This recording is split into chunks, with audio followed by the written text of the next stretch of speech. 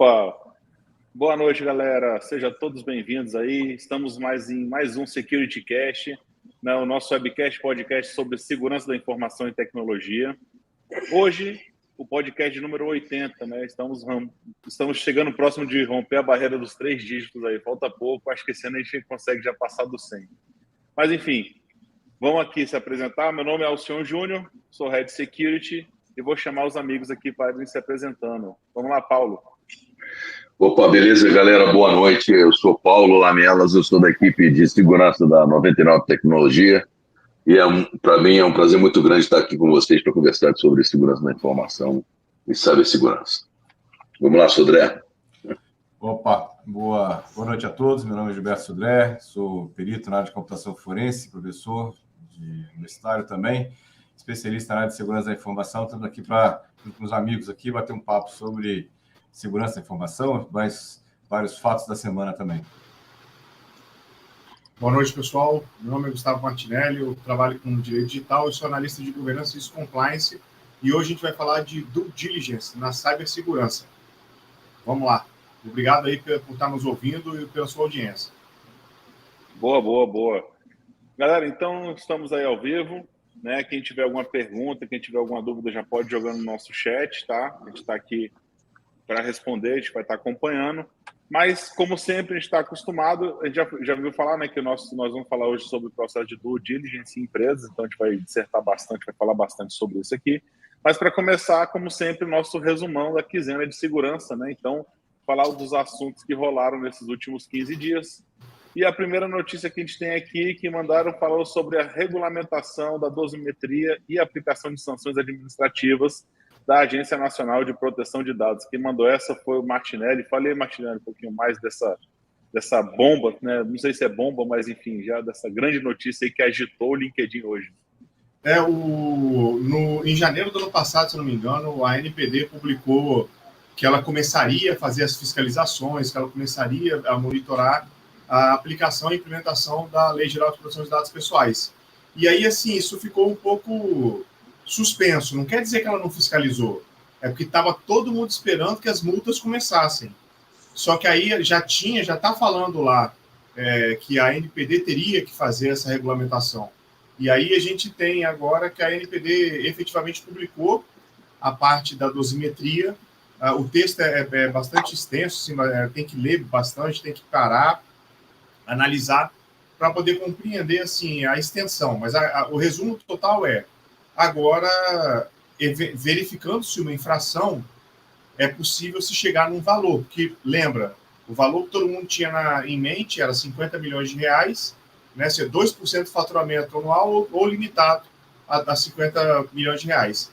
E aí você fica agora podendo levar uma multa entre, né, um valor de, sei lá, R$0 e 50 milhões. E como é que vai ser calculado? Essa multa vem da onde? Né? Então, é essa parte da regulamentação que ela faz aqui na dosimetria. Inclusive, o termo dosimetria tem a finalidade justamente de dosar, né, de alcançar um valor. Usa muito no direito penal, por exemplo, o cálculo da pena. Fala dosimetria da pena.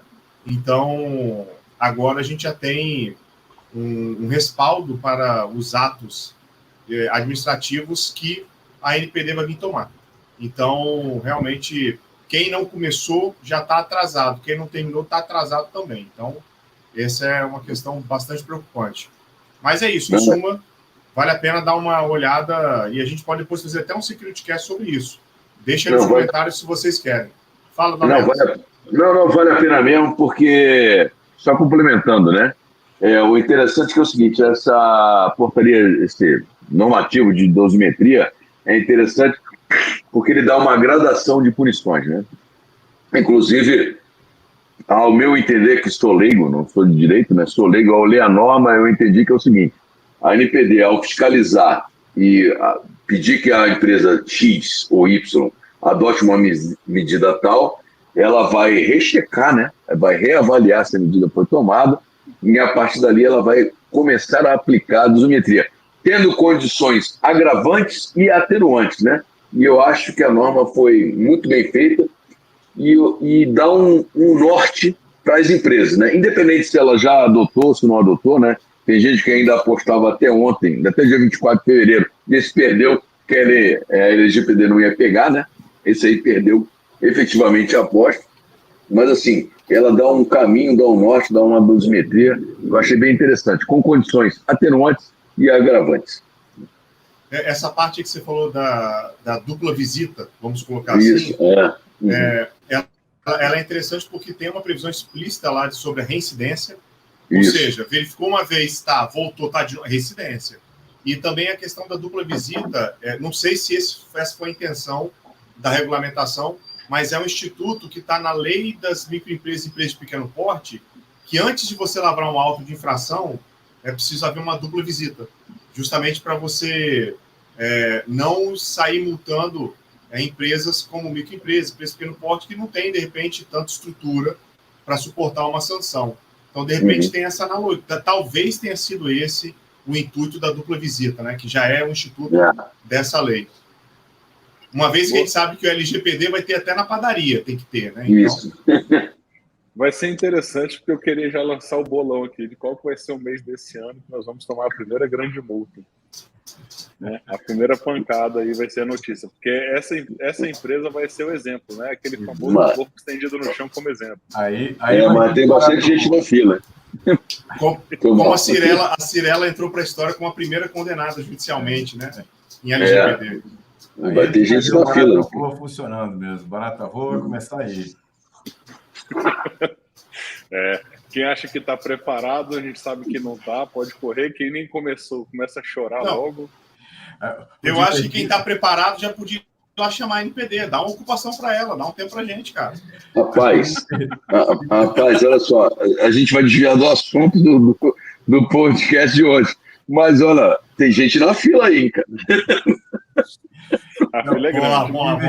O divertido vai ser assim, o CEO virar pro cara de TI e falar assim, tá tudo certo aí, né, com o LGPD, hein? Aí o cara, oi?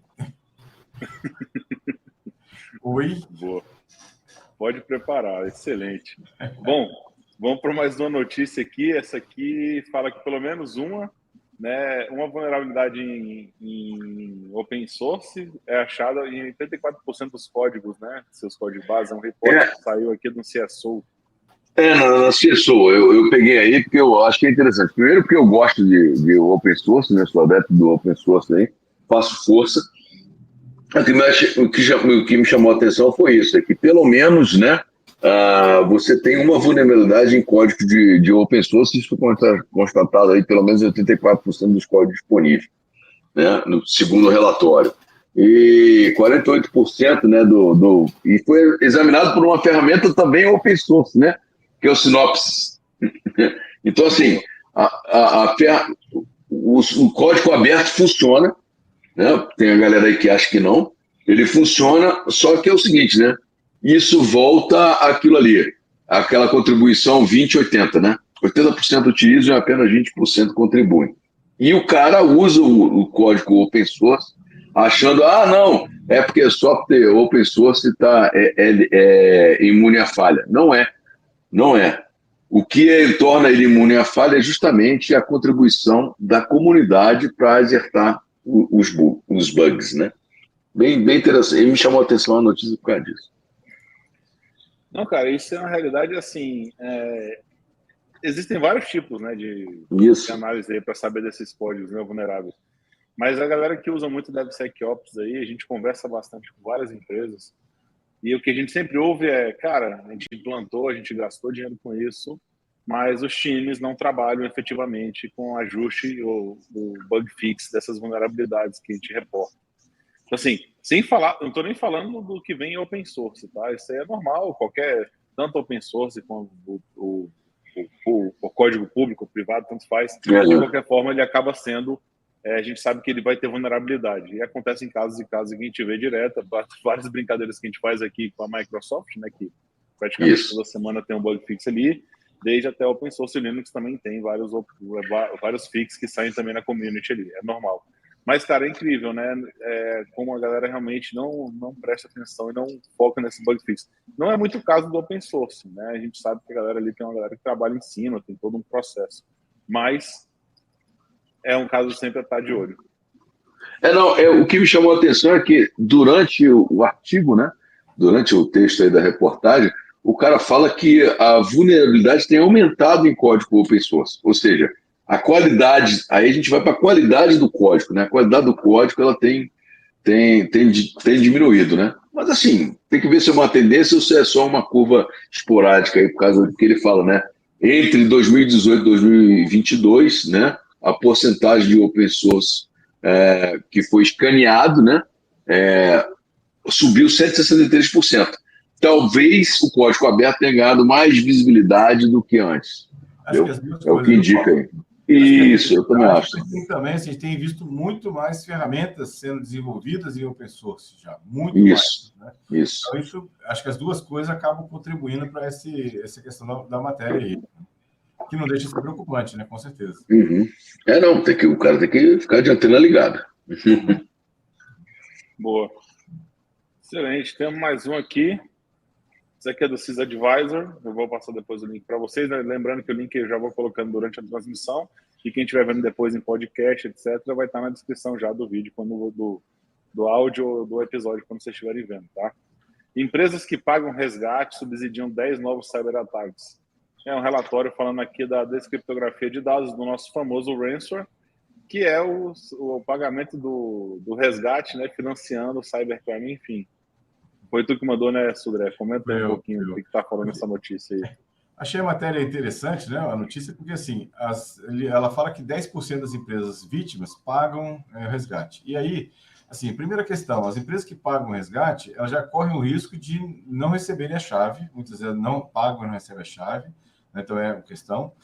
Muitas dessas que pagam são atacadas de novo, porque aí os atacantes sabem que aquela empresa ou já tem um backdoor guardado, ou tem uma vulnerabilidade conhecida, e aí ele ataca novamente, né, aquela empresa. Além disso, a matéria vem uma terceira situação, né, que é um problema de quem paga, que é, você em pagar um resgate, você acaba financiando que aquele grupo de atacantes façam outros ataques em outras pessoas. Então, quer dizer, é triplo problema, né? Ou seja, você pode não receber a sua chave que você pagou, você pode ser atacado de novo, e tem uma grande parcela de empresas que pagaram e foram atacadas de novo, né? E agora tem também o problema que você pagando, você está financiando o cybercrime. Na verdade, basicamente, o que a matéria fala é isso, né? Ou seja, que está financiando o cybercrime com novos ataques. É uma questão bastante interessante. E, assim, isso explica um pouco porque os Estados Unidos, por exemplo, ele criminalizou, né, o pagamento de resgate, né? Ou seja, se você é uma empresa e pagou o resgate e o governo ficar sabendo disso, você vai receber uma multa, né, nesse caso. Tá motivo, assim. Obrigado. A gente sempre fala aqui e fica comentando, né, quando o negócio do ransom, não paga o resgate, né, evita pagar o resgate, enfim. É sempre a última opção, realmente, quando você vê que o seu backup não estava sendo testado e falhou, como sempre, né, o restore não foi. Cara, porque não adianta, né, se você pagou, eles sabem que na próxima vez você vai pagar, você se torna alvo.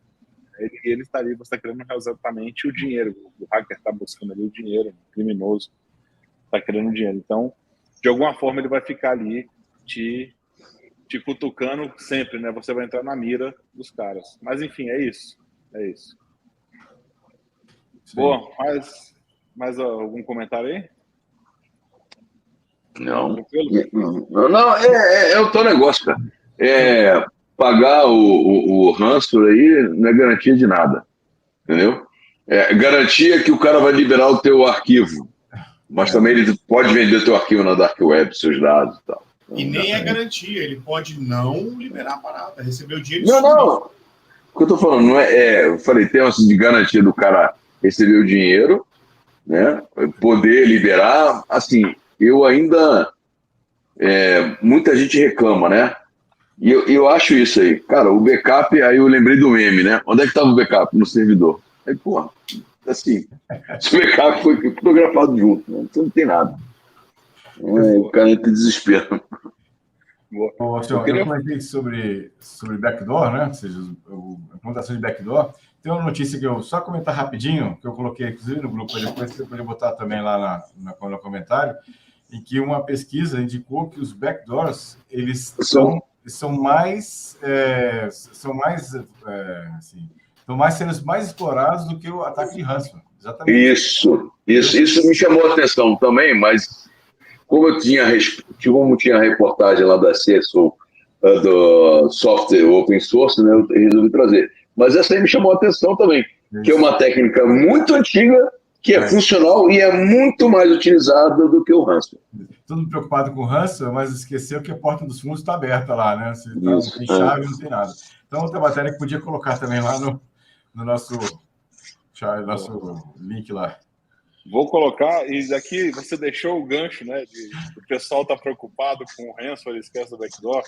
Eu vi uma charge fantástica, né? Que mostra o CISO da empresa olhando para o chat GPT e esquecendo de toda a carniça, né? Toda a desgraça que está acontecendo dentro de teste de tentativa de invasão na empresa, e ele encantado. Trazendo essa notícia, eu fiz um apanhado de algumas coisas sobre o chat GPT para trazer a notícia da semana, tá?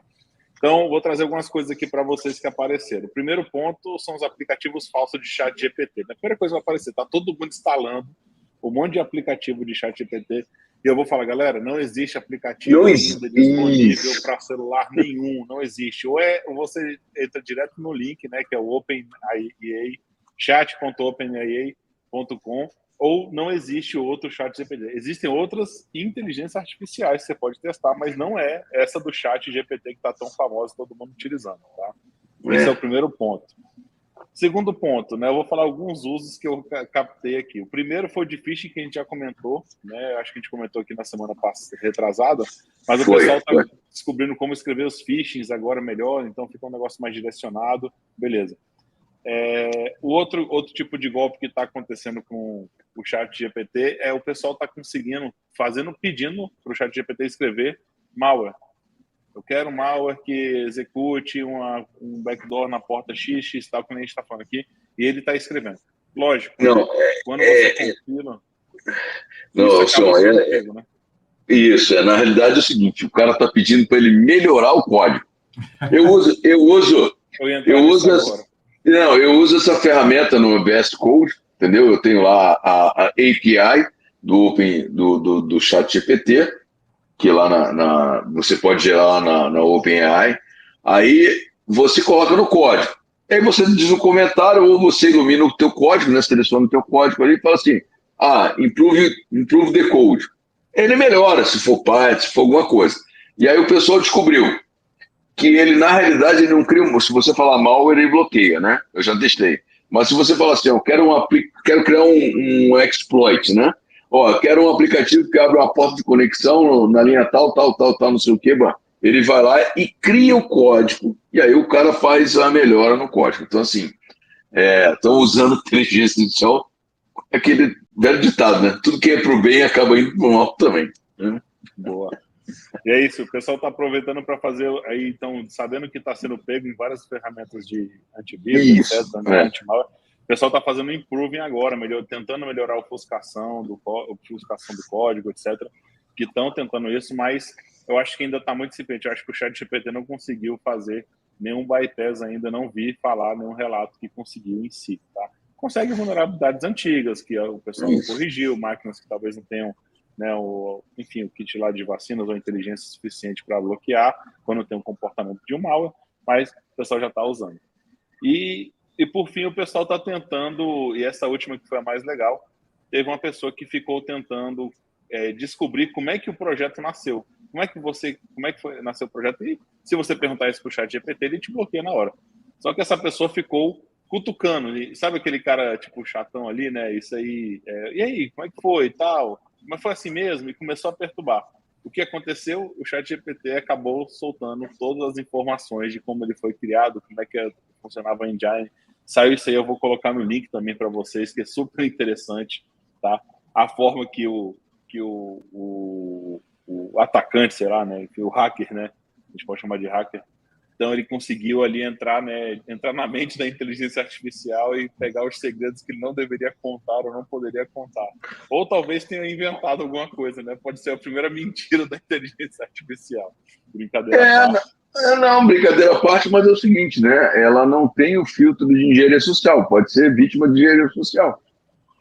porque ela tem uma base de dados limitada até 2021, né? Ou seja, tudo que trafegou na internet, mas nada impede que o cara use técnicas de engenharia social, como use qualquer outra pessoa, para tentar burlar os filtros da inteligência artificial. Perfeito. Exatamente, né? Fazendo Bem interessante essa técnica, isso, né?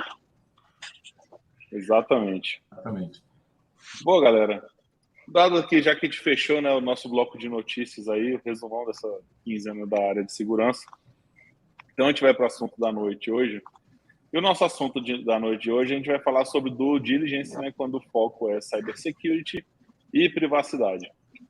Esse tema é um tema que geralmente ele some e entra em voga sempre, né? Por quê? Ele depende muito da época do mercado.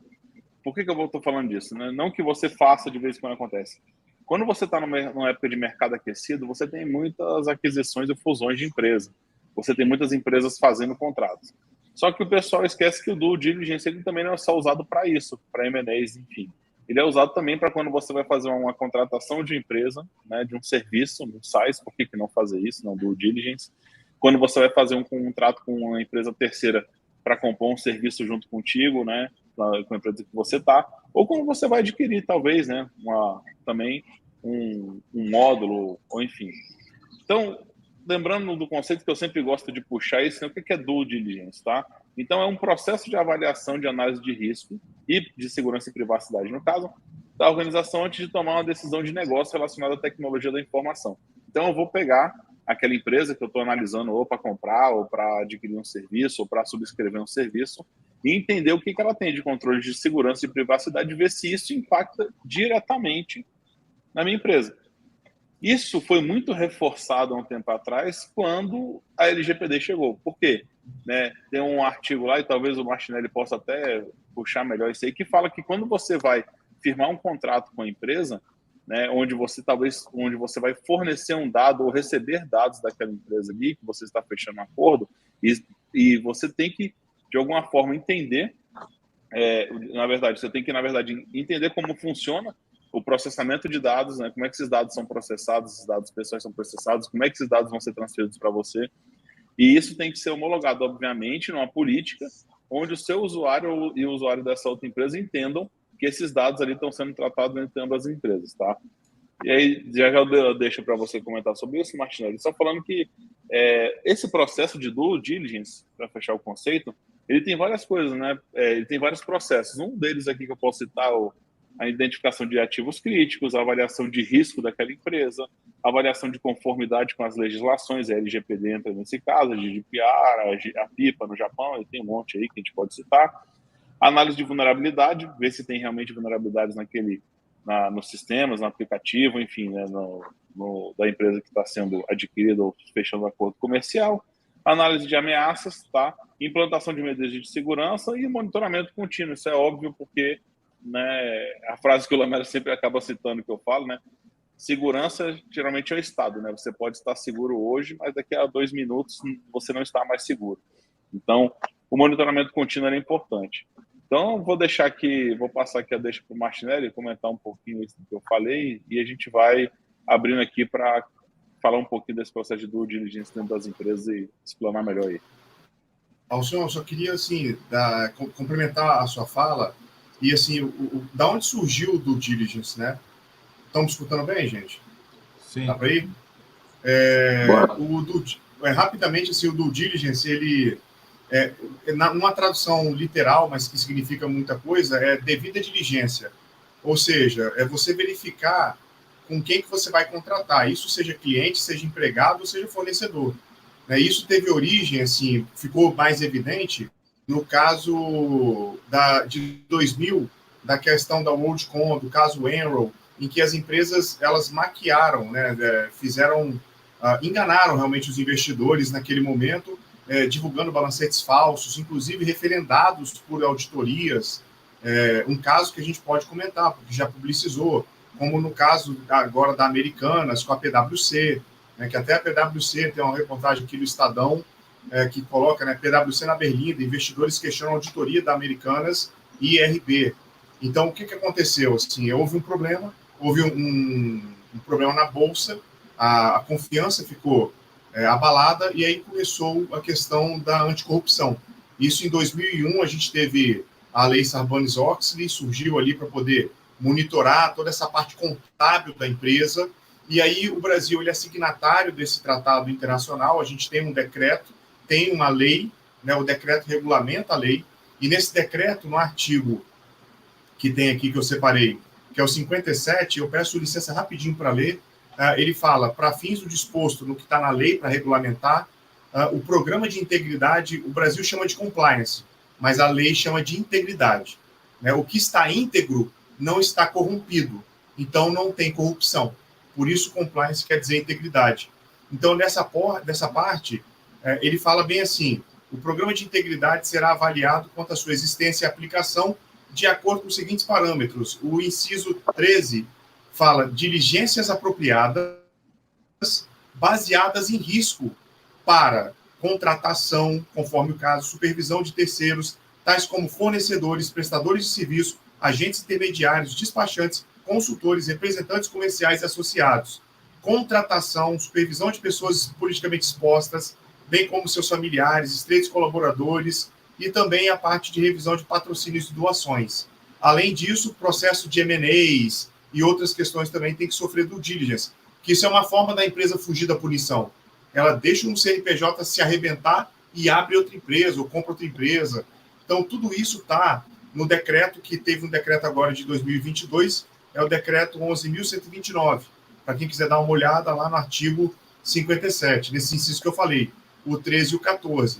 Então, assim, é uma questão que está na lei, mas aí a gente vai abrindo essa parte do compliance e do diligence, e aí trazendo para a cibersegurança essa parte que o Alcion falou, e comentando o artigo que ele falou, é o 47 da LGPD, que ele fala que todos os agentes de tratamento, ou qualquer outra pessoa que tenha contato com o tratamento dado em qualquer fase, está obrigado a garantir a segurança da informação e tudo aquilo que está previsto na LGPD. Ou seja, todo mundo tem que estar. Agora, uma coisa que eu acho legal de comentar é que todo mundo acha que o due diligence é colocar cláusula contratual para garantir que não vai ter trabalho escravo, garantir que não vai ter impacto ao meio ambiente, e isso por si só não funciona.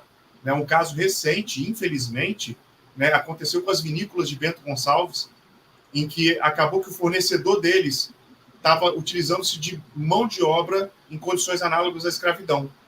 Né? Isso veio à tona, o impacto na marca com certeza foi muito forte, nas marcas, né? Alguns nomes de vinícolas já foram comentados aí, né? O due diligence pede o quê? Ele pediria, né, na verdade, que essas vinícolas fossem conhecer os fornecedores dela, fossem verificar se os serviços estão sendo executados conforme rege o contrato, né? Isso, pelo visto, se ou não aconteceu, né, se ou, enfim, a gente vai esperar aí o que as empresas vão falar. Novamente, são notícias que a gente já tem veiculado, então eu trouxe isso para mostrar a importância do due diligence. A gente tem alguns cofres de senha que sofreram vazamento, por exemplo. Você contrataria com esse cofre de senha, sem ele demonstrar efetivamente quais foram os enhancements que ele fez para a melhoria do código dele. Então, a gente tem hoje, aí é você, Alcion, Lamelas, o Gilberto, a questão do supply chain, né, ataque. Então, eu ia está diretamente ligado falar, a isso. Eu ia falar justamente sobre isso, Martinelli, que é o seguinte, o due diligence entrou na moda, e o termo entrou na moda por causa da LGPD, porque quando começou a se falar em LGPD e GDPR, porque a empresa tem que fazer o due diligence. Mas hoje em dia, aí, até pelos riscos que tem de cibersegurança, e que a supply chain é um dos alvos, entendeu? Assim, então, assim, o due diligence cresce de importância não só na parte de cibersegurança, mas na parte de privacy. E lembrando, né, você comprou uma empresa ou fez um contrato sem fazer o due diligence, entendeu? Você se torna responsável pelo aquilo ali. Então, se eu adquirir uma empresa que ela não está no compliance, eu passo a não estar no compliance. Mas se eu fiz um contrato e não criei as medidas, né, para fazer a minha avaliação, e o interessante é bem isso aí, porque é o seguinte, vamos supor, você faz um contrato com uma empresa, a empresa A faz um contrato com a empresa B, Aí ela prevê lá no contrato que ela tem que fazer a verificação, né? Muito comum hoje na LGPD, o cara fala assim, vou fazer as medidas técnicas e administrativas. Ou o cara se coloca na posição lá, não, eu sou controlador, você é operador. Você, como controlador, tem que verificar se o operador tem condições de fazer a segurança dos dados, ou ser compliant com a LGPD. E às vezes a empresa não tem equipe. Aí é até uma dúvida que suscita, né? Pô, eu não tenho equipe, mas nem por causa disso eu boto no contrato, ou eu não tenho equipe e contrato uma terceira para fazer, uma quarta para fazer uma avaliação numa terceira. Eu ia Entendeu? Fala, Sodré. Isso. Eu ia comentar exatamente sobre essa questão de supply chain. Eu atuei como perito numa invasão numa grande empresa aqui, em que, na verdade, a empresa tinha até uma segurança razoável, né, na sua infraestrutura. Só que os atacantes, eles fizeram o quê? Eles mapearam todos os fornecedores da empresa e foram tentando cada um desses fornecedores separadamente, até descobrir um fornecedor que tinha uma segurança frágil. Nós conseguimos rastrear esse ataque, os atacantes foram para esse fornecedor, invadiram a rede dele, não fizeram nada na rede do fornecedor, simplesmente usaram a rede do fornecedor como ponte para a entrada na empresa e fizeram um estrago na empresa. Então, ou seja, essa questão de você cuidar do seu supply chain, ou exigir do seu supply chain o mesmo nível de segurança que você tem, é uma coisa importante, é extremamente importante hoje em dia. Boa. Essa colocação do Lamelas aí, que você acabou meio que corroborando, é importante, sim, a contratação de terceiro. Eu vou te falar que é uma coisa extremamente comum no mercado americano, você contratar uma empresa para fazer esse due diligence em cybersecurity e privacidade nas outras empresas que você está adquirindo, dado até talvez ao sigilo, porque tem empresas que estão na bolsa de valores e não pode falar, né, antes estão tentando comprar fulano, tal, senão não faz sentido nenhum, né? Ou seja, a própria SOX aí, como o Martinelli falou, condena esse tipo de coisa, tá lá escrito, você não pode divulgar nenhum tipo de ação, então obviamente você não pode vazar. Acontece isso. E tem um caso, né, que foi um caso que interessante que aconteceu com o Marriott e Starwood. Não sei se vocês ficaram sabendo, até publiquei uma matéria sobre isso, vou colocar no link também, tá aí no link com vocês. O que acontece? A rede Marriott adquiriu a Starwood em 2015, tá? O que acontece? Acho que todo mundo já ouviu falar, já deve ter ficado numa rede desse hotel, né? Tem o Sheraton, Four Points, né? West Hotel, Design Hotels, tem alguns, tem bastante aqui no Brasil. Em 30 de novembro de 2018, ou seja, 3 anos ou quase 4 anos depois da aquisição, né, dessa rede hotel, aconteceu que cybercriminosos conseguiram acessar o banco de dados que estavam registrados da reserva dos hóspedes no Starwood Hotels e Resorts, né, que pertencia a essa rede. Então, esse incidente estava comprometendo cerca de 500 milhões de clientes, tá? 500 milhões de nomes ali e reserva desses hóspedes ali do hotel. O que foi? A empresa confirmou o incidente, explicou que estava sob investigação, né? Que era um banco de dados de até 10 de setembro de 2018. Tal. Teve uma perda financeira gigantesca, mas o que é mais importante? O outro dado que saiu foi que o vazamento, né? Descobriram que havia vazamento dessa rede de hotel. Não era de 2018, da Starwood, assim, que os sistemas não ficaram interligados pelo que eu saiba ali, pelo que eu vi, mas o vazamento já ocorria desde 2014. Então, desde 2014, antes da compra, estava acontecendo. E o que aconteceu nessa situação? Quem que foi acionado e teve que pagar essa multa? Teve a perda financeira de mais de 123 milhões de euros, né? Quem que foi que teve? Foi a rede. 123 milhões de euros foi a multa que foi o ICO, né, que é o Gabinete Comissionário do Reino Unido, que aplicou neles. Então, o que acontece? Não é somente você comprar o vazamento de dados, vazou os dados dos meus clientes, não tem problema, assim, né? Vamos ser bem realistas, ele botar, não tem problema, a gente não vai ter a perda financeira. Você também pega a multa que você vai tomar. Isso aí vem junto à carga. A multa ou vazamento de dados de cartão de crédito, né, que aí pode gerar um outro problema. Enfim, sem falar de vazamento de dados pessoais, ou você também leva o backdoor, como o Sudré falou. Então, assim, a importância disso é tão grande que hoje faz parte de um processo do diligence em cybersecurity e privacidade, hoje ele faz parte de todo o processo de aquisição e de fusão e aquisição de empresas, né, o famoso M&A, de todas essas empresas que ocorrem, ainda mais se for em bolsa de valores, ele é obrigatório você passar por isso e apresentar o relatório após a fusão, tá? A aquisição, para mostrar que você fez essa análise. Então, assim, já estou falando de empresas que estão no mercado americano, tá? Não tô falando de bolsa de valores do Brasil, porque eu não sei como é que está funcionando isso.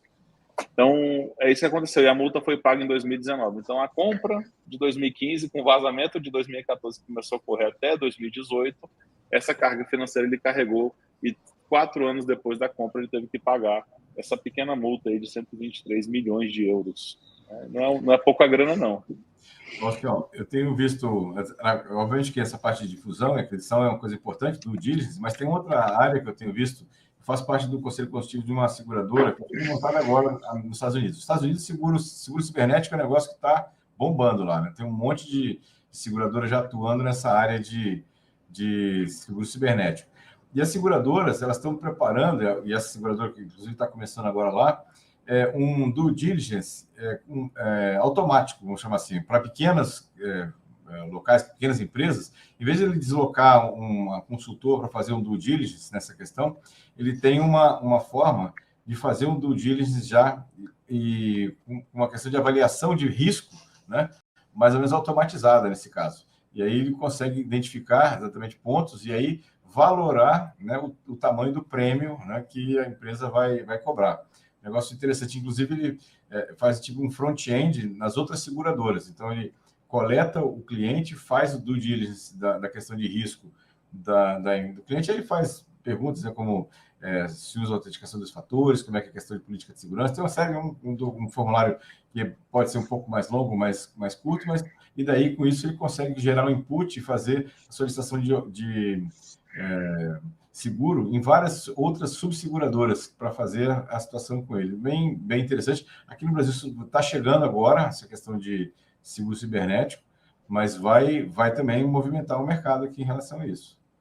Não, é interessante você puxar essa brasinha aí para o seguro cibernético, que inclusive existem vários artigos dizendo por que não fazer, né, o seguro cibernético. Mas assim, isso é um tema para outro. Mas o que eu achei interessante é o seguinte, due diligence, né?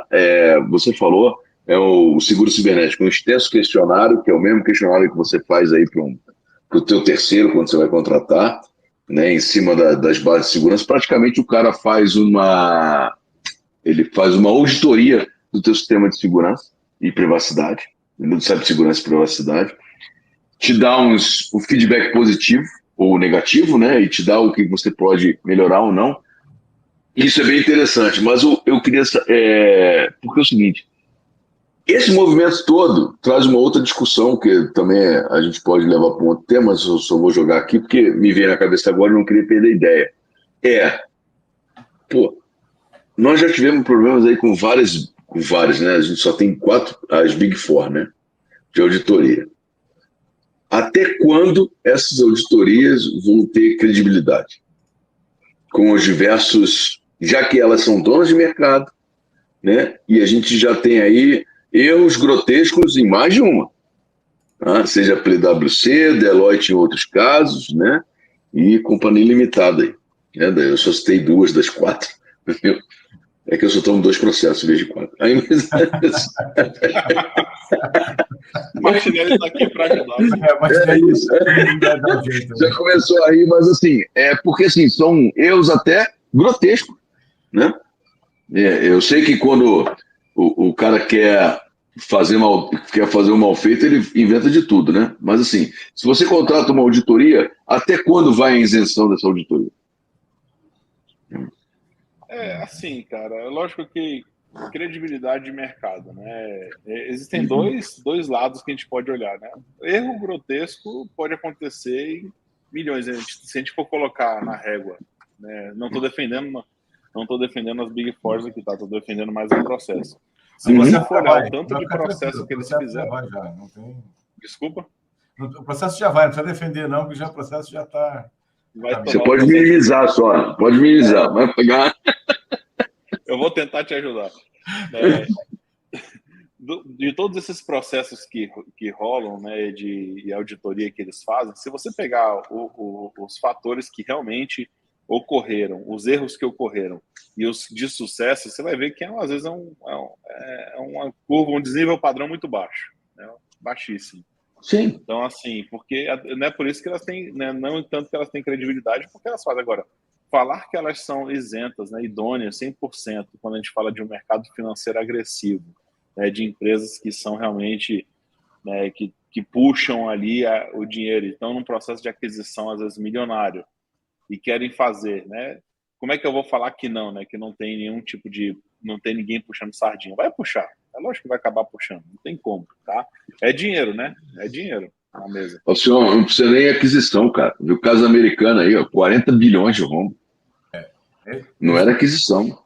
Eu ia comentar assim, é um desvio fora da curva, mas é um desvião, né? Um desvio realmente... É um grande impacto. Caramba! Uma curva de 90 graus. Entendeu? Não, eu entendo o que você está falando assim, cara. Acontece, né? Mas ali, aí é o que falo, foi realmente... Se você puxar o histórico do último ano, né, das vendas de ações, de diretores, etc., começar a ver o histórico, você vai ver que existia uma galera ali envolvida. Eu acho que vai acontecer alguma coisa com eles, tá? Porque tem vários credores altos ali, tem a galera que realmente investiu dinheiro. Se eu não me engano, para não cometer nenhum pecado aqui, acho que foi a XP, né, que tinha uma grana envolvida. Disseram que o Nubank também tinha grande parte das ações. XP, BTG e Companhia Limitada aí. Santander, um monte de gente. Então, assim, né? Uma coisa é quando você fere, às vezes, o consumidor, né? Você consegue ali, de alguma forma, tentar amenizar a pancada que você vai tomar. Agora, quando você está mexendo com a galera grande, é mais difícil, né? Leão no meio do covil de leões, né? Então, a briga ali é grande. Vai ter derramamento de sangue, com certeza. Não, galera, estou falando de assassinato não, tá? Estou falando de briga, né? Briga, porque cada um vai querer um pedaço de... Nem que alguém vai entrar lá e levar um computador que estava fazendo lá, alguém vai querer alguma coisa da empresa, algum ativo ainda que tenha valor para não ficar no prejuízo 100%. Com certeza. Mas eu vejo, sim, cara, eu concordo contigo, que há realmente interesses, e esses interesses são impactados num processo desse, e infelizmente são, né? Acontece.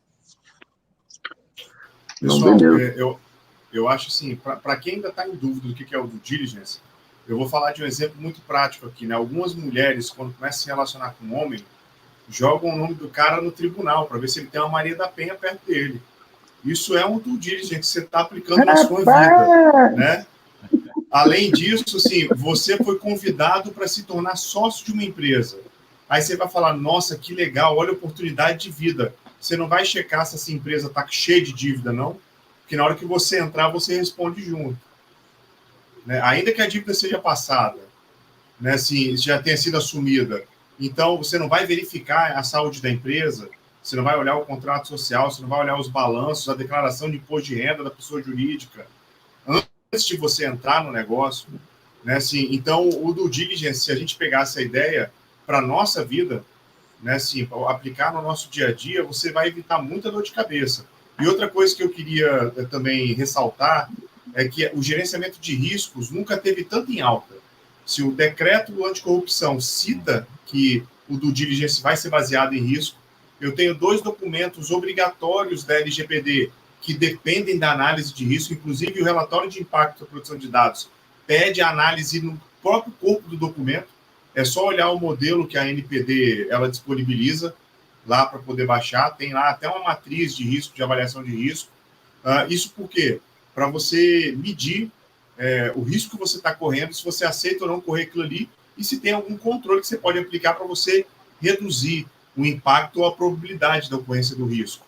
E aí lembrar de uma reportagem que já está antiga, já é um pouco antiga, que é um vazamento que teve de uma empresa que fazia parte de medicina do trabalho, cuidava dos exames médicos de outras empresas. E aí acabou que vazou, né? Os exames médicos vazaram de 33 mil funcionários.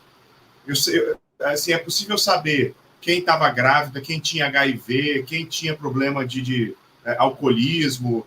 Foi possível saber nome, CPF e tudo mais. Né? Assim, um monte de coisa. E foi um vazamento assim, extremamente besta, né? Simples, um vacilo. né? Botaram tudo no S3 Bucket da AWS e não botaram senha, não botaram usuário, não fizeram a segurança mínima ali. E esses dados vazaram, né? Então, assim, qual o nível de confiabilidade tem uma empresa dessa hoje na LGPD? Como é que que se vazar, ela está prestando serviço para você. Vazaram os dados dos seus funcionários, né? Você vai responder junto, conforme eu falei do artigo 47. Então, será que é só contratar o seu operador e se está no contrato que ele faz, ele realmente está fazendo? Aí vem aquela famosa palavra, evidência. Você não vai pedir nenhuma evidência de que aquilo está acontecendo, né? E qual a evidência que você tem que pedir? Acho que Alcione, você pode falar um pouco disso, né? Que evidência pedir? Né? Não, mas olha só, o Martinelli, só para fechar aí contigo, né? Então, assim, a gente não executar uma due diligência no processo de contratação ou de aquisição, a gente vai ter uma crise no risco de segurança cibernética, né? Ou seja, a gente pode herdar vulnerabilidades e ameaças de segurança cibernética da empresa adquirida ou da contratada, né? O que pode levar à violação de segurança. A gente tem possibilidades, ou crise de possibilidades aí de risco de violação de privacidade, né? Herdar políticas e práticas de privacidade inadequadas, né? Se a gente não fizer o due diligência. A gente pode ter também custos adicionais, não é isso? Ou seja, porque eu tenho que lidar com violações de segurança e privacidade, eu vou ter que pagar isso daí, né? E, em contrapartida, eu vou ter que também uma perda de valor da minha empresa, né? Da empresa original ou da empresa contratante, né? Pela falta de diligência de segurança cibernética, vai levar a uma perda de valor de mercado. Além disso, né? Eu vou ter ainda o quê? Atraso no processo de aquisição, né? Porque sempre vai ter um gaiato lembrando, pô, tá comprando tal coisa aqui, mas não fez a due diligência para onde a gente vai. Né? Não é isso aí, Sodré, toca aí. Exatamente. Essa questão do due diligence em relação à aquisição realmente me deixa surpreso, né? Esse item da Americanas, né? Será que... Como é que foi o processo? Que não foi um processo de um mês, né? Ou de um ano, né? Foi um negócio de muitos anos, de muitas empresas passaram por aquilo ali. Então, acho que é um negócio realmente bem complicado. A gente tem que, tanto na parte de segurança, como na parte mesmo da contábil, que foi o caso lá, tem que ter um ambiente diferente de análise. O contábil, cara, como ele está na bolsa, né, no primeiro caso, eles têm que mostrar o fechamento de quarter e tem que apresentar esse balanço contábil e tem que ser mostrado ali e auditado. O problema é que eles estavam mascarando lá atrás. Esse foi o grande lance, né? Porque realmente não foi achado assim. Não estou falando que quem fez a auditoria lá eu estava mancomunado, não. Eu estou acreditando ainda na boa índole das empresas. Olharam lá e viram assim, pô, não tem aqui. Eles conseguiram mascarar, tá? E de alguma forma conseguiram deixar realmente isso mais stealth ali. Mas assim, né, quando a gente fala de fusão, puxando até um pouco do que o Martinelli estava falando ali, quando a gente fala de fusão, a gente tem duas fases, né, no M&A. Tem a pré-deal, né, que antes de você fazer o deal, o que você tem que olhar ali para a empresa? Né? Tem que entender, pô, eu quero fazer investimento aqui na empresa de, sei lá, de petróleo, né? Essa empresa de petróleo vai estar onde? Ah, não, está no Iraque, pô. Aí você vai fazer uma análise ali de segurança cibernética, análise de risco, né? Saber entender como é que vai ser a operação dessa empresa, a entender se realmente no Iraque é um local que não é hostil, se é hostil, porque é uma avaliação de risco, ela passa por tudo, né? E lógico, quando a gente fala de cybersecurity ali, principalmente as outras empresas que vão ser concorrentes dela. Não, depois que você passa desse pré-deal ali, que vai para a segunda fase, fala assim, nós queremos adquirir a empresa X, né? Ou seja, já é o tiro mais certo, você sabe o nome da empresa.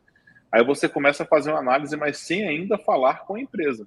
Porque se você está pensando em adquirir, você não pode chegar, vou dar uma olhadinha aqui como é que está a sua segurança. Não, você vai fazer testes de segurança naquela empresa, né? Você vai procurar, provavelmente, utilizar da inteligência cibernética para ver como é que está ela no Dark Web, Deep Web, ver se tem bases vazadas, como foi o caso do Marriott ali, né? Então você vai fazer uma investigação mais profunda, como é que está, até a imagem daquela empresa também ela é investigada. Esse ato aqui é muito forte, a questão da parte de inteligência cibernética. E aí depois, quando você começa a negociação real com a empresa, que você vai mais profundamente, né? O que você tem de política de segurança aí dentro? Como é que você trata os controles de segurança? De que forma que esses controles estão sendo atingidos? O que você tem de indicadores aí dentro, né? Começa a levantar, enfim, é um processo bem extenso, é uma negociação, né? E você vai desde, estou pensando em comprar uma empresa que faz isso, até quero comprar essa empresa, estamos em negociação, vou entender o que você quer.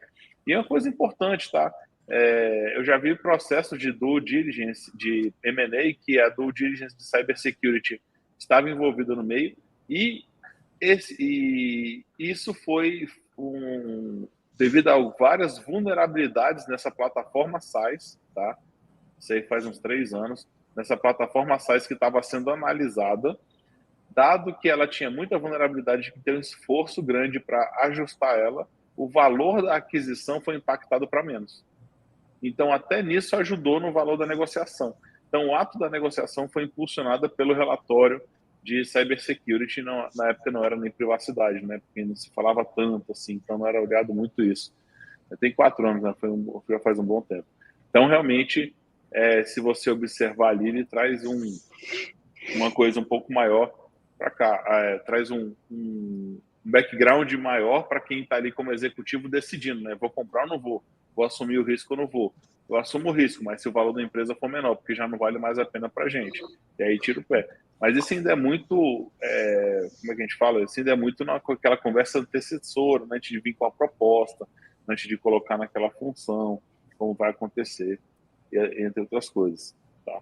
Então, ele passa por todo um processo já fixado de M&A, e aí você tem várias fases de inteligência cibernética ali que são passadas um por um. Isso é bacana. Eu gosto, a empresa é grande, né? Você falou petrolífero e tudo, né? Legal. E startup?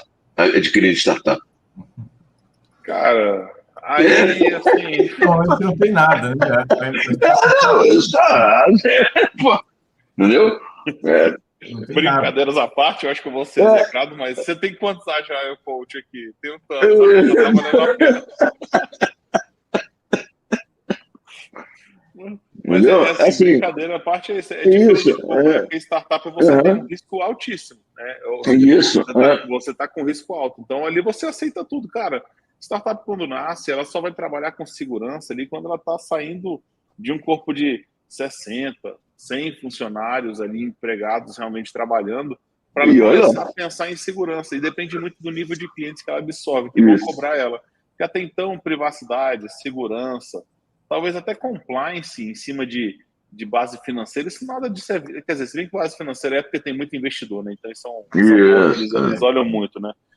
Mas, salvo esses outros pontos... Não, ele está preocupado em produzir e botar o negócio para funcionar. É tipo a Microsoft, assim, quando eu botava os Windows para funcionar, assim, está preocupado em botar na rua o negócio. Né? A Microsoft foi startup até hoje, então? Puta, começou. Esse aqui deve ser o último podcast nosso. Olha só, eu queria só assim, falar essa parte do due diligence. Isso existe no framework que está de mercado de cibersegurança. O CIS, ele tem um controle 15 que ele pede justamente a gestão dos fornecedores, por exemplo. E também a parte da ISO, por exemplo, na 27001, eu tenho os controles A.1.5.19, .20, .21, 22, que falam justamente da gestão de fornecedores. E aí a gente tem alguns... porque a gente fala do diligence e, de repente, não é chamado desse nome. Não é, isso. Então tem o KYS, que é Know Your Supplier. É o KYC, Know Your Customer. Então, são procedimentos. E também o KYE, que é Know Your Employee. Então, assim, saber quem é o seu empregado. Imagina uma financeira vai contratar um novo funcionário, vê lá que o cara tem problema financeiro, está com o nome negativado, responde processo na justiça. Será que é o caso de dar acesso para esse cara movimentar dinheiro da empresa, ter acesso a conta de terceiro? Exatamente, o Banco Central nem autoriza isso. Né? Então, para ver a importância também de não ver. Não é só fornecedor, é o seu empregado, é o seu cliente, é todo mundo, entendeu? O due diligence vai para todos os lados. Né? Então, enfim... Só dando essa complementação. Não, Eu sei, due diligência é você ser responsável naquilo que você faz. Não, trocando bem em português claro, né? Tirando isso daí é o seguinte, cara, você vai fazer uma aquisição, vai fazer uma contratação, verifique antes se aquilo ali não vai ser ruim ou prejudicial para a sua empresa ou para o seu negócio, ou para seu corpo de funcionário. Ou você vai adotar um novo fornecedor, a mesma coisa. Né? Isso. Boa. Pessoal, a gente já está seguindo aqui para o final do nosso podcast. Sei que a gente tem no nosso podcast, a gente tem muito para falar. Do Diligência é um poço sem fundo de notícias e de casos que já ocorreram, como a gente falou aqui, né? Um processo já bem estabelecido, né? A gente vê ali que está muito atrelado nas ISOs, em compliances, não só com Bolsa de Valores, mas compliances de LGPD e de outras legislações a gente tem internas e até outras que são direcionadas como do Banco Central. Mas acho que a gente tem que ir para o nosso próximo bloco para a gente ir partindo daqui a pouco para o encerramento, né? Que a gente já está chegando no horário. Mas a gente vai para o nosso Dicas de hoje, né? Alguma dica de segurança dos últimos 15 dias aí. Então, vou passar aí primeiro para o Lamela. Lamela, já solta a tua dica aí já. Boa, minha dica de segurança? Dica de segurança da quinzena, rapaz. Olha, reveja os seus controles da LGPD. Né? Porque é o seguinte, né? A empresa tem que rever os controles, porque agora a LGPD pegou. Mas brincadeiras à parte, me chamou a atenção, continua ainda as campanhas de phishing, né? Então, pessoal, o phishing é o golpe mais velho do mundo, mas a galera continua clicando nos links que vem nos e-mails. Então, assim, por favor, ao ler e-mail, usuário desconhecido, um serviço que você não solicitou, descarte. Né? Não abre, não cai na tentação. É só isso. Boa. Sodré? Bom, minha dica de segurança, na verdade, é uma recomendação da União Europeia. Na verdade, a União Europeia acaba essa semana também, que é uma notícia também, de sugerir, né, ou seja, praticamente obrigar que os seus colaboradores todos, né, retirem o TikTok de seus smartphones. Então, ou seja, é uma dica de segurança que não é minha, é da União Europeia, que está para todo mundo. Se tirar o TikTok, a gente não vai ver as dancinhas do Sodré, pô. Minha? Não, pra quem não sabe, o Sodré ele tem um canal que ele tem as dancinhas do TikTok. Vocês podem procurar lá, Gilberto Sodré tem várias dancinhas. Exatamente, lá. Faz uma aí agora, Gil. Tem criança assistindo agora, não vou fazer nada aqui, não. Não é do OnlyFans, não, cara. É do TikTok. Boa. Vamos lá, Martinelli, com tua dica agora. Aí. Pô, o Gilberto roubou minha dica aí, cara, mas é muito isso, porque a gente está vendo balão meteorológico da China em cima dos Estados Unidos, é OVNI, é um monte de coisa. Então, assim, a gente está em franca cyberguerra fria, né? Então, eu acredito que realmente revisar os aplicativos que você tem. Quem não lembra daquele Khan Scanner, um aplicativo que começou a tirar foto e botar em PDF, hiper bacana, pô, foi ver, tinha malware, tinha código malicioso nas gramas do aplicativo. Então, assim, realmente é verificar. E para quem acha que não tem que se preocupar com a privacidade, porque o que o cara do TikTok vai querer com você, o que o cara do Google vai querer com você, é só lembrar dos 7 graus de separação. Né? Você está separado de qualquer outra pessoa do planeta por mais 6 pessoas. Né? E mais, né? Você já tem estudos que mostraram que com a internet esse grau reduziu para 4 pessoas. Então, assim, se você acha que o cara não tem como chegar até você, ou se você não é uma pessoa de interesse, aí é uma questão assim, o dado vazou, é o que o Gilberto fala, é o travesseiro de penas em cima da montanha ventando. Cata a pena depois. Não cata mais, entendeu? Então, é um problema seríssimo você se preocupar com o que você está instalando, o que está acontecendo. Cada dia mais eu percebo que o que eu falo perto do celular, ele me sugere para eu comprar. Né? Então, assim, tá me escutando. Então, o que está acontecendo, entendeu? A gente precisa refletir isso daí. E essa questão me chocou muito. Você imagina a União Europeia pedindo para desinstalar um aplicativo. É muito sério, né, isso daí. Então, essa realmente eu cumprimentando aí, junto com o Gilberto, nessa dica de segurança. Boa. A minha dica de segurança aqui é para a galera aí, ainda mais que todos nós já fomos ou somos professores aqui, né, de universidade.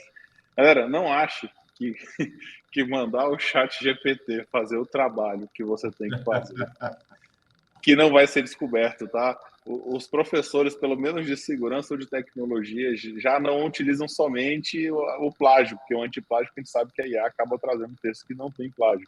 Mas dá para identificar a linguagem de inteligência artificial. Então, o espertão aí que vai fazer a dissertação final e mandar lá colocar, não, ó, escreva aí meu TCC agora sobre tal assunto, e achar que ele vai escrever, por favor, né? Não, todo dia que acorda o esperto, acorda um bobo também, né? Já tem uma IA para detectar que aquele texto foi gerado por uma IA. Exatamente. Boa, voltamos. Só foi falar mal aí das Big Four, eles começaram a sabotar a gente.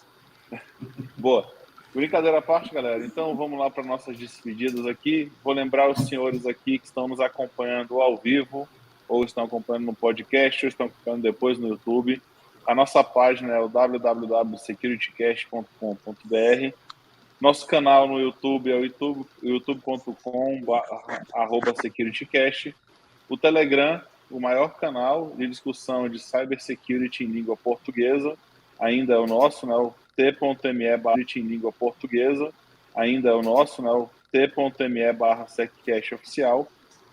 E lembrar a todos vocês, né, quem está acompanhando no YouTube ou, enfim, outro podcast, a gente está no Spotify, Apple Podcasts, Google Podcasts, TuneIn, Cashbox, Deezer, qualquer rede agora que você nos procure em podcast, você vai achar nossos episódios, então podem acompanhar por lá também, tá?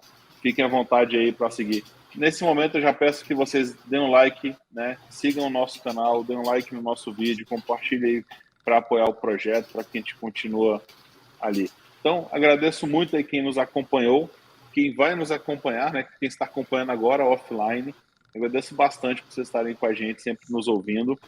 E vou passar agora aqui aos nossos amigos participantes para nos despedir também. Então, começar aqui agora o Gustavo Martinelli. Pode falar aí. Pessoal, obrigado mais uma vez por vocês nos acompanharem. Se tiverem alguma dúvida, comenta no vídeo, a gente responde. E compartilha para quem está precisando saber sobre o sistema de due diligence. A gente passou bastante referências aqui. Teve o PV Art aqui, ele comentou um caso da questão da Deloitte, uma questão de vazamentos e e-mails que aconteceu em 2017. Eu selecionei esse link e a gente vai colocar nos comentários também, tá bom? É isso, boa semana para todo mundo. Até o próximo SecurityCast. Um abraço. Boa, Sudré. Bom, pessoal, obrigado mais uma vez quem está nos assistindo aí no ao vivo, depois no gravado também. Obrigado aí pela audiência, pelos comentários. Curte lá nosso canal, né? Participa lá do nosso Telegram. Obrigado aí aos meus amigos Alcion, Martinelli, Lamelas, pela dividir aqui o SecurityCast. Um prazer aí. E até o próximo SecurityCast, pessoal. Um abraço, obrigado. Lamelas. Muito bem, galera. Muito obrigado a quem nos assiste, a quem vai nos ouvir ou a quem nos ouve nesse momento. Para mim é uma satisfação muito grande estar dividindo aqui esse espaço com os três amigos, né? E bola para frente. Gente, boa semana e que tudo corra bem. Até o próximo SecurityCast. Boa, então, galera. Nos vemos daqui a 15 dias. Data marcada aí, o assunto a gente vai lançar. Um abração e até mais. Falou, galera. Abraço. Valeu, pessoal. Um abraço. Valeu, pessoal. Mais.